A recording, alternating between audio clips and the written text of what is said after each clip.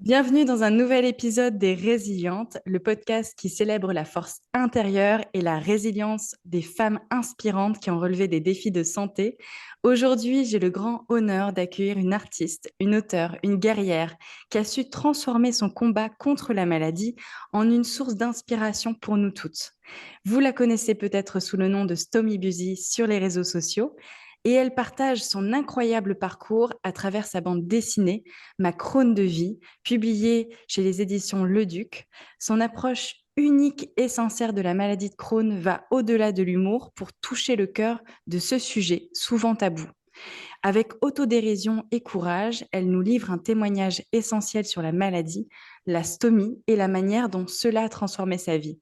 Donc aujourd'hui, nous avons le privilège de plonger dans son histoire, de découvrir sa résilience face aux défis et d'apprendre comment elle a trouvé la force de continuer à vivre, à aimer et à être heureuse malgré tout. Donc sans plus attendre, je vous présente Juliette, une véritable source d'inspiration et une résiliente extraordinaire. Juliette, bienvenue dans Les Résilientes. Merci beaucoup. Bonjour Caroline, bonjour à tous. Je suis ravie d'être avec toi. Et moi aussi.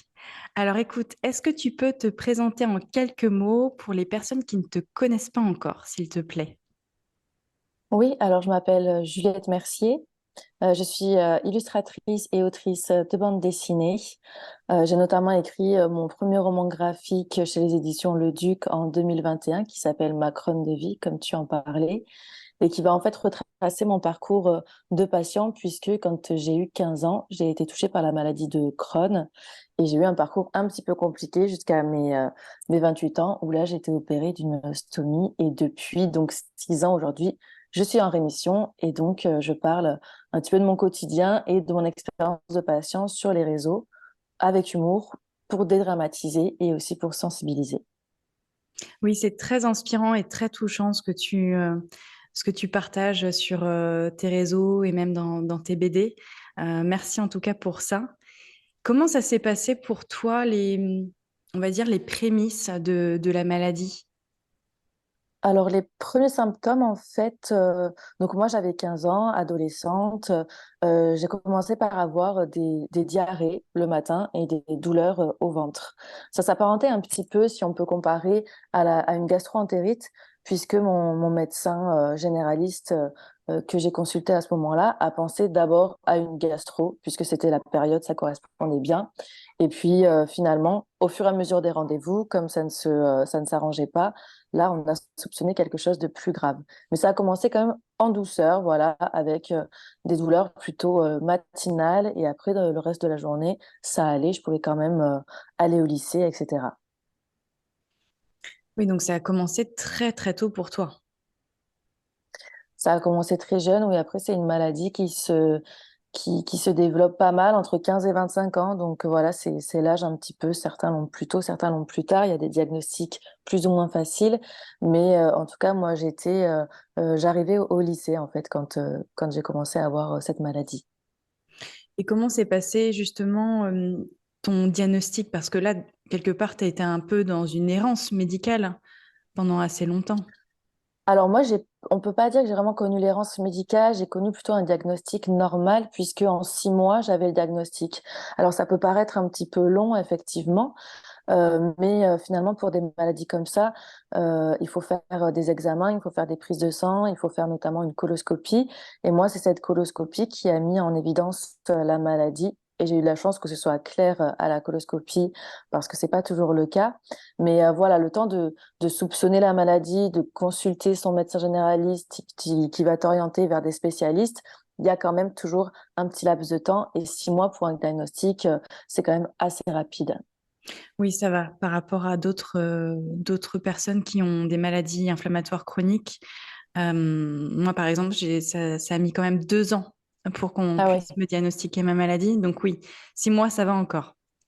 Mais c'est vrai que oui. depuis toute jeune, tu as quand même des symptômes, tu as un terreau quand même au niveau du système digestif assez fragile. Oui, c'est ça. Ben, en fait, il y a il y a un terrain qui se prépare petit à petit. Donc, ça a commencé en douceur assez rapidement. Et puis, le problème, c'est que ça s'est étalé et que tout ça a empiré assez vite. En fait, moi, j'ai une maladie chronique, mais progressive, qui n'a jamais eu de moment de pause, hein. Parfois, on peut être malade avec la maladie de Crohn pendant 6 mois, et puis ça va pendant 6 mois, ou pendant 2 mois, un mois. Voilà, les périodes entre ça va ou ça va pas, ça s'alterne. Alors que moi, en fait, j'ai une maladie qui n'a fait que progresser et qui ne s'est jamais endormie pendant 13 ans à peu près, quoi. Oui, c'était vraiment dans ton quotidien. C'est ça, oui, c'était tous les jours. Donc, au début, on a tâtonné un peu avec les traitements. Donc, j'ai quand même eu un traitement qui a fonctionné pendant 1 an et demi à peu près, ce qui m'a permis de passer une terminale tranquille, de passer mon bac en paix. Et puis après, les symptômes sont revenus. Et là, ça a été plutôt une errance au niveau des traitements, puisque tous les traitements que j'ai essayés n'ont pas fonctionné sur moi. Donc voilà, c'est pas le cas pour tout le monde. Et moi, j'avais un Crohn agressif qui faisait que donc les traitements médicamenteux ne correspondaient pas à mon cas et n'amélioraient pas mes symptômes. Dans ta famille, tu es la seule à avoir ce type de maladie? Oui, ouais, ouais. Je suis la seule à avoir cette maladie. Après, dans ma famille, il y a un peu de psoriasis, par exemple. Il paraît que ce sont des maladies un petit peu cousines, même si c'est très différent.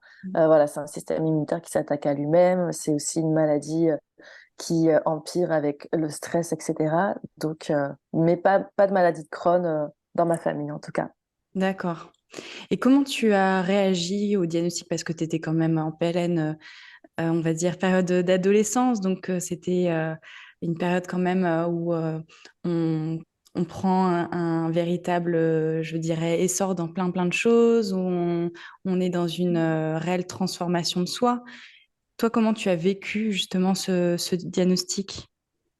Eh ben alors moi, justement, j'ai eu la chance d'avoir ce diagnostic à ce moment-là où j'avais cette innocence qui m'a permis de bien prendre les choses.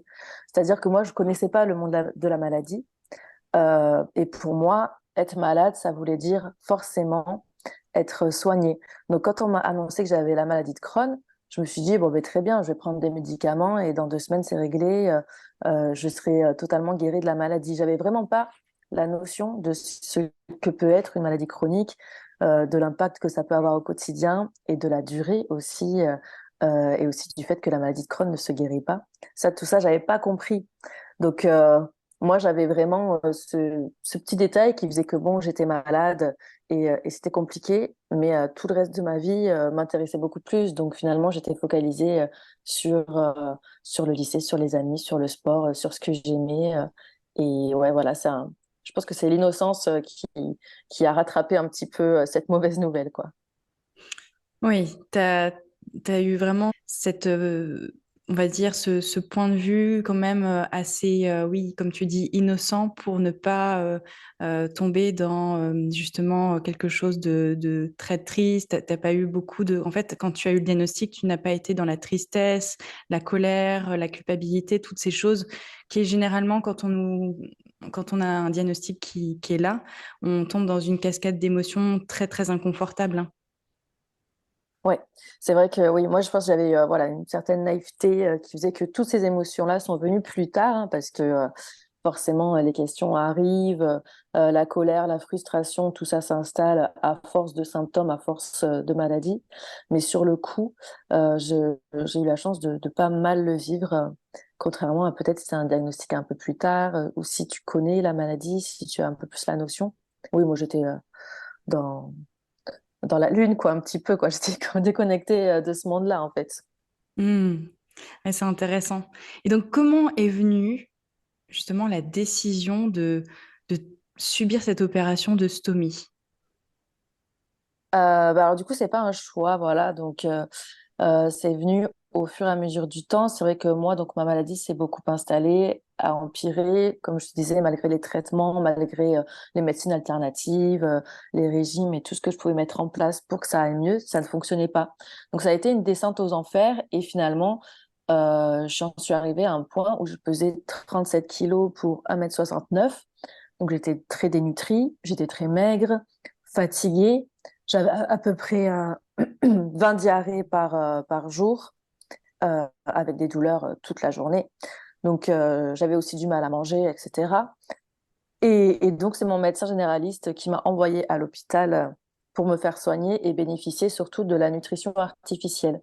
C'est-à-dire qu'on te nourrit avec une sonde qui va directement à l'estomac et une poche de nutrition, voilà, qui t'apporte un peu d'énergie et ce qu'il faut pour se requinquer. Et là, on a fait un examen, donc une nouvelle coloscopie qui a révélé que l'état de mes intestins était trop catastrophique et qu'en fait, c'était irrattrapable. Vu que ça faisait 13 ans qu'on essayait des traitements, qu'on tentait plein de choses et que ça n'avait aucun impact, il semblait que la dernière solution, puisque mon pronostic vital était engagé, c'était l'iléostomie définitive. Donc voilà, ça a été un peu un choc, une surprise. Et je n'allais pas à l'hôpital pour ça à la base. Et on me l'a annoncé 3 jours après mon hospitalisation que ça allait être une obligation, quoi. Et comment tu l'as vécu, ça? Parce que donc, tu t'y attendais pas. Donc, émotionnellement, comment Oui. tu t'es sentie? Bah là, pour le coup, j'ai 28 ans. J'ai déjà entendu parler de la poche. J'ai l'expérience de la maladie, donc je connais beaucoup mieux le sujet. Et donc, euh, et donc, je le vis mal. En fait, cette nouvelle, je l'accueille avec colère. Euh, je veux pas de stomie, hein. Je suis pas d'accord avec cette décision. Je suis pas d'accord, mais je sais que j'ai pas le choix en même temps. Donc, tu veux pas, mais tu avances quand même vers l'opération, hein. C'est obligatoire parce que tu veux vivre aussi. Donc, ça, c'est quelque chose qu'on t'annonce quand même pronostic vital engagé. Là, tu te dis, OK, bon, c'est très grave. Je vais le faire parce que j'ai envie de vivre et parce que j'ai encore rien fait de ma vie, parce que j'ai que 28 ans et que tout est devant moi, quoi. Mais d'un autre côté, c'est beaucoup de colère, beaucoup de frustration, beaucoup de culpabilisation aussi. Voilà, un mélange de plein d'émotions négatives finalement qui te tombent dessus. Oui, c'est ça. Pour ceux qui ne connaissent pas la stomie, c'est une sacrée intervention parce qu'on retire en fait la partie malade de l'intestin et on recoud la partie saine sur l'abdomen. Donc en fait, le transit est dévié et une poche recueille les selles. C'est bien ça, hein, C'est ça. Juliette? Ouais. Oui, oui, très bien expliqué. Et du coup, comment ça a été les débuts avec... donc, tu as subi l'opération. Comment ça s'est passé les débuts avec cette stomie? Alors, donc j'ai subi l'opération, mais c'est vrai que je suis dans un état catastrophique et que pour remonter la pente, il faut quand même du temps. Donc, on me garde à l'hôpital et j'ai l'avantage de ne... Enfin, j'ai l'avantage. Je sais pas pourquoi je dis ça, mais la stomie, je la vois pas tout de suite parce que j'ai tellement d'autres problèmes à côté et de complications que finalement, la stomie, ça passe en second plan. Donc, au tout début, vraiment, c'est plutôt je m'accroche à ma vie. J'essaie d'aller mieux, j'essaie de m'en sortir parce que j'ai l'impression que je suis pas encore sortie d'affaire. J'ai des hémorragies, j'ai un virus, c'est très douloureux, j'ai une stomie, un intestin qui est tordu. Enfin, j'ai plein de choses qui arrivent en fait et qui font que finalement la stomie va passer vraiment en dernier plan et que donc je la découvre finalement un mois après l'opération. Au bout d'un moment, donc un mois après l'opération, je peux me lever. Et donc, avec l'infirmière stomathérapeute, elle m'accompagne dans la salle de bain pour que j'apprenne à changer ma poche toute seule, puisque l'idée, c'est vraiment d'être autonome dans ces soins-là à la maison avant de rentrer. Et là, je me découvre dans le miroir et en fait, je découvre une autre personne que je connaissais pas. Et je suis choquée parce que en fait, je vois quelqu'un de malade. Et c'est bizarre parce que j'ai été malade pendant des années, mais en fait, je l'avais pas vu. Moi, j'avançais, j'avais, je sais pas, un mental qui faisait que je j'écoutais pas mon corps, je le voyais pas non plus. Et là, je découvre que je suis très maigre, que j'ai une poche, que je suis grise, que je suis fatiguée. Enfin, vraiment, je me dis, mais qui est cette personne? Et je m'écroule un petit peu parce que je me sens vraiment au fond du seau, je me sens tout en bas de la pente et j'avais pas remarqué, en fait, avant ce jour-là, que ça allait si mal. Donc, à partir de là, il va falloir remonter la pente et voilà. C'est aussi, je pense, prendre conscience qu'il y a un problème pour le régler. C'est quand même aussi la base. Et donc, à partir du moment où je vois cette stomie dans le miroir, bon, je m'effondre, hein, je suis, horrifiée, mais d'un autre côté, je sais que moi j'ai envie de vivre et que tout ça va falloir le gérer, se soigner, prendre soin de soi et apprendre à gérer et à s'adapter avec. Oui, cette stomie, en fait, t'as créé une belle résilience quelque part. Oui, c'est ça, parce que finalement, ça m'a remis un petit peu l'ordre des priorités, enfin, ça m'a remis les priorités dans le bon ordre plutôt, parce que avant, j'avançais pour le travail beaucoup, enfin bon, comme on est tous noyés dans la vie en fait, hein, je pense que c'est pas, on est pas forcément malade pour connaître ça, hein. Et finalement, de voir cette stomie et de voir que je suis passée à côté, je me suis dit, mais elle m'a sauvé la vie. Elle va peut-être me rendre ma liberté, mon confort de vie, et donc j'avance avec elle parce que c'est un outil de guérison. Et peu importe la définition que j'avais de la féminité, peu importe les idéaux que j'avais avant, maintenant, en fait, il faut faire comme je peux, il faut faire avec ce que j'ai. Et puis, euh, et puis voilà, l'idée, c'est d'adapter. Et je pensais pas que ce serait aussi bien à ce moment-là. Mais voilà, j'ai envie quand même d'être autonome et de vivre. Donc, c'est pour ça que je me bats. Donc là, tu sors au bout de combien de temps de l'hôpital? J'ai fait 1 mois et demi à l'hôpital. Je suis rentrée chez moi et je suis repartie 2 semaines. Donc, j'ai fait à peu près 2 mois, deux D'accord. mois à l'hôpital. Et donc, quel est ton quotidien une fois que tu es rentré chez toi? Quel est ton quotidien avec la stomie? Alors, je rentre chez moi avec des soins quand même, avec une sonde dans le nez pour continuer en fait à me nourrir un petit peu. Et je rentre chez mes parents, donc c'est le mois de juin. Il fait beau, donc c'est quand même sympa. Ça, c'est pour le moral, ça aide toujours. Et puis l'objectif, voilà, c'est d'apprendre à gérer ma stomie. Donc je commence à la changer toute seule, la poche à la maison. Je mange beaucoup parce que pendant la maladie de Crohn, j'ai eu des difficultés à manger. Et là, en fait, comme j'ai plus de diarrhée, je profite de pouvoir manger. Et puis, j'ai 20 kilos à prendre aussi, hein, concrètement. Vu que je fais 37 kilos, je peux en prendre 20 facile. Donc, du coup, je suis en régime inversé. Ça, c'est génial. Je peux manger tout ce que je veux. C'est vraiment une super période pour ça. Je fais des tests. Tu vois, je commence à me dire, bon, ben, je vais faire une après-midi en ville avec ma mère, accompagnée.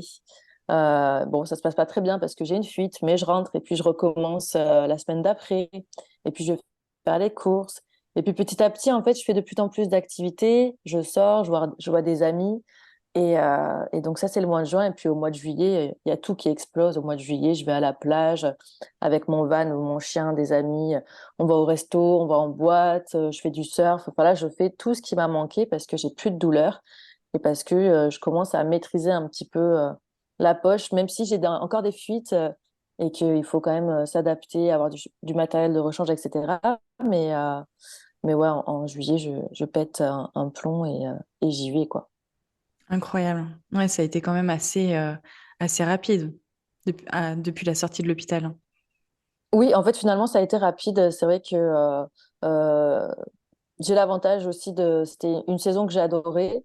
Donc, et puis, tu as plein de monde en vacances, tu as plein d'activités, plein de propositions. C'est très effervescent l'été. Donc, forcément, tu as plein de choses qui te donnent envie. Et donc, et même la plage, c'est vrai que c'était un défi un petit peu peut-être osé. Mais en fait, sur le coup, j'en avais rien à faire. Moi, j'avais été privée de tellement de choses pendant des années. J'avais passé quand même 3 mois de convalescence un peu toute seule à pas pouvoir faire ce que je voulais. Que dès que j'ai pu refaire tout ce que j'aimais, bah, j'en ai profité à fond. Et finalement, je préfère être capable de faire les choses et m'adapter petit à petit que de rester enfermée et d'avoir peur de les faire sans savoir comment ça se serait passé si je le faisais, quoi. Oui, et tu as eu bien raison. Et comment tu as abordé les regards et on va dire, oui, préjugés de la société justement face à la stomie? En fait, ça, je me suis rendu compte que c'était surtout des a priori que moi j'avais. Moi, j'avais peur du regard des autres, j'avais peur des réflexions, j'avais peur de comment ils allaient prendre les explications de ce que c'était, etc. Et finalement, en pratique, bon, certes, les gens te regardent un petit peu à la plage, mais tu as toujours des regards, mais c'est plus de la curiosité. Moi, j'ai lisé ça, de la curiosité vraiment de qu'est-ce que c'est, pourquoi elle a ça, et j'ai inventé un peu le dialogue des gens, même, tu vois, quand je croisais des personnes âgées, je me disais, eux, ils doivent savoir ce que c'est quand même. parce qu'ils sont un peu plus concernés dans leur univers par ça. Ils doivent se dire, mais pourquoi elle a ça alors qu'elle est jeune?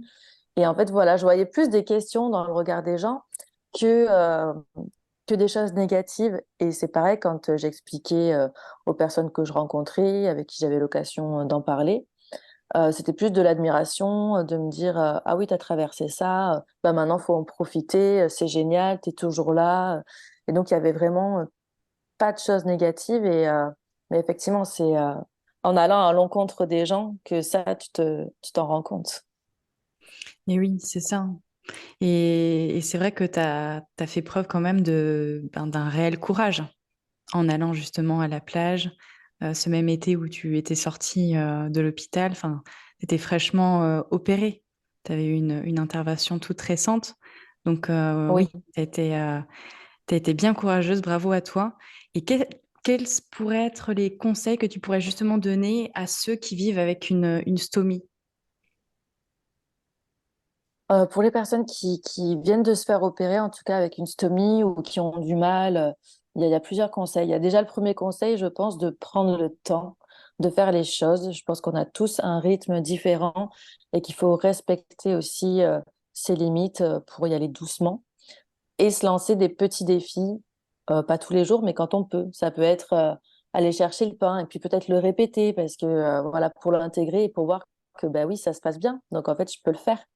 Et puis ensuite, aller au restaurant. Et puis ensuite, aller à la plage au bout d'un moment donné. Mais en fait, c'est à force de faire les choses petit à petit et de voir qu'elles se passent bien que finalement, on va pouvoir réussir à vivre sa vie avec une stomie. Donc ça, je pense que c'est important. Mais voilà, ça peut prendre 3 mois comme ça peut prendre 1 an, 2 ans. Ça, c'est chacun son rythme. Et puis, parce que la stomie, c'est aussi beaucoup une question d'image, cette crainte euh, d'abîmer sa féminité ou sa virilité, hein, c'est la même chose. Je pense que c'est une occasion aussi de revoir justement cette définition et de se dire, OK, la féminité, la virilité, et puis la stomie, c'est pas parce que tu as une stomie que tu vas pas être fort, c'est pas parce que tu pas une stomie que tu vas pas être sexy, que tu vas pas être désirable, que tu vas pas être beau, belle, capable. En fait, il y a tellement de choses qu'on peut faire, on se résume pas à un ventre. Moi, je pensais qu'il y aurait plein de choses que je pouvais pas faire avec la stomie et finalement, j'y arrive. Alors peut-être parfois avec des adaptations, hein, peut-être moins vite que les autres, mais il n'empêche que je reste la personne que j'étais avant. Je trouve avec un petit peu plus de d'expérience et finalement qui me sont utiles, qui me servent. Donc voilà, je pense qu'on s'améliore même avec ce genre d'expérience. Et la féminité, la vérité, l'image de soi, elle évolue, mais en tout cas, la stomie ne va pas empirer les choses au niveau du regard des autres. Donc voilà, faut peut-être se faire confiance sur d'autres choses et regarder ses atouts ailleurs. Ouais, tu le partages d'ailleurs très bien au travers de tes réseaux sociaux avec ton compte StommyBusy. D'ailleurs, est-ce que pour toi, la création de StommyBusy, ça a été une étape euh, pour justement, enfin une étape, je dirais, importante dans ton propre processus de résilience? Alors, je pensais pas, et finalement, je pense que oui, ça a participé. Je l'ai pas fait dans cette optique-là. L'idée, c'était vraiment de partager quelque chose de positif, de dédramatiser, de faire sourire, de sensibiliser. Enfin, voilà. C'était plus pour les autres, en fait. Et puis, finalement, je me suis rendu compte au fur et à mesure du temps qu'effectivement, ça m'a fait passer du côté aidant un petit peu au, alors qu'avant, j'avais été aidée pendant 13 ans. Ça avait été moi la patiente, moi la malade, etc. Et là, finalement, c'est grâce à cette expérience qui est très dure et très compliquée, je peux aider des gens, je peux discuter, je peux échanger, je peux partager, je peux même rien qu'écouter. Et en fait, je suis très chanceuse, je trouve, de pouvoir faire ça. Et je pense que par rapport à mon parcours de malade, avoir fait de cette maladie quelque chose de finalement positif qui me construit aujourd'hui et qui donne du sens à mon métier, c'est sûr, je pense que ça participe vraiment à cette résilience, ouais. Ouais, t'es vraiment inspirante. Bravo pour ton parcours. J'espère que les personnes qui vont écouter, qui cohabitent avec une maladie de Crohn et qui sont peut-être sur le point de se faire opérer, vont vraiment avoir en tout cas, cette belle source d'inspiration que tu, en tout cas, dégages. Quels seraient tes conseils pour justement maintenir une attitude positive et constructive malgré les défis liés justement à la maladie de Crohn et à la stomie? C'est toujours difficile parce que ça dépend vraiment des cas. Je pense qu'en fait, le conseil, c'est justement d'accepter un petit peu ses émotions, autant négatives que positives. Parce que à force, on ne peut pas faire semblant avec la maladie. Il faut accepter des fois d'aller mal. Il faut accepter quand ça va bien de pouvoir profiter. Et puis, moi, ce qui m'a aidé, mais voilà, c'est vraiment personnel et c'est peut-être que tout le monde ne peut pas le faire, c'est d'en rire, c'est de tourner les choses en dérision. C'est pour ça que je le fais de cette manière-là, que je l'écris de cette manière-là. C'est parce que moi, l'humour, vraiment, ça a sauvé plein de journées, plein d'histoires qui n'étaient pas drôles. Parce que quand je rentrais chez moi et que je disais oh là là j'ai une urgence toilette c'est horrible, je sais pas j'ai dû aller dans un parking souterrain tu vois pour me cacher pour faire ça, et ben pour moi c'était vraiment horrible tu vois, je rentrais chez moi dégoûtée, dépitée, triste et tout, et puis chez moi ben on rigolait, on se moquait un peu de moi, et en fait bon la subtilité et la différence est mince entre se moquer et tourner les choses en dérision, mais moi je le prenais avec humour aussi. Et du coup, ça transformait toutes ces histoires qui sont compliquées en quelque chose finalement qui fait marrer tout le monde et qui est beaucoup plus doux que ce que ça n'est. Donc moi, je trouve que l'humour, vraiment, ça peut aider. Maintenant, c'est pas tous les jours non plus, c'est pas par tout le monde non plus. Il y a l'art et la manière de le faire. Mais, euh, mais ça, moi, ça m'a permis beaucoup d'avancer et de pas déprimer, quoi.